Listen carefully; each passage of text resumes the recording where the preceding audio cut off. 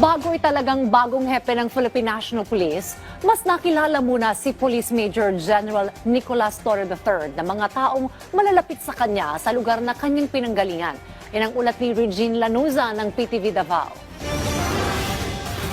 Matalino.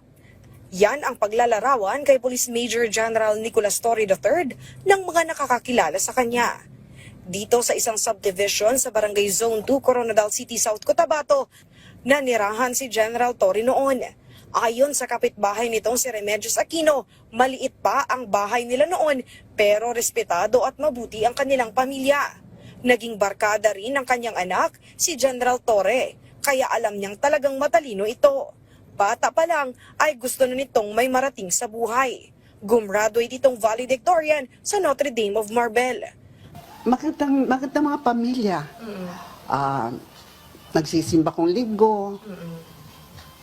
Mababait sa mga kapitbahay. Actually, nung lumipat sila sa Iloilo, yung mga gamit nila, pinahingi na lang nila sa kapitbahay dyan sa likod.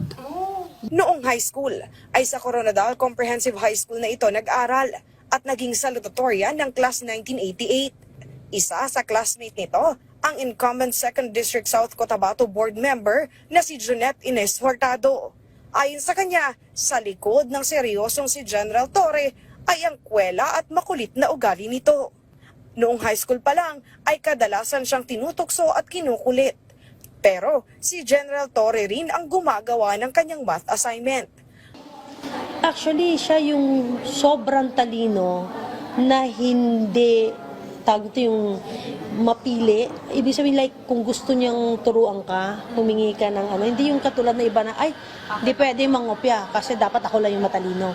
High school pa lang ay gusto na ni Torre na pumasok sa Philippine National Police Academy o PNPA. Pero dahil kailangan ng 72 academic credits, ay pumasok muna ito sa isang pribadong eskwelahan. Nagtapos ito ng top sa PNPA Tagapaglunsad Class of 1993 at doon na nagsimula ang kanyang karera bilang pulis. Na-assign ito sa iba't ibang lugar sa Luzon, Visayas at Mindanao. Hanggang noong June 2024, na-assign ito sa Davao Region. At dito na ito naging kontrobersyal nang inaresto nito si Kingdom of Jesus Christ Pastor Apollo Kibuloy. Mas naging kontrobersyal pa ito nang maging head ng Criminal Investigation and Detection Group o CIDG noong September 2024 at inaresto si dating Pangulong Rodrigo Duterte.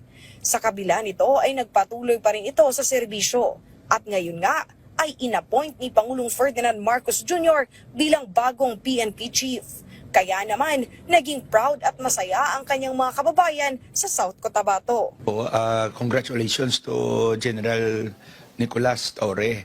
So we are proud nga taga-Barangay Zone 2 ang magiging next na Chief PNP. Kami mga taga-South Cotabato ay proud sa pagtatalaga ng isang kababayan namin, isang South Cotabateños na maglilid ng Philippine National Police.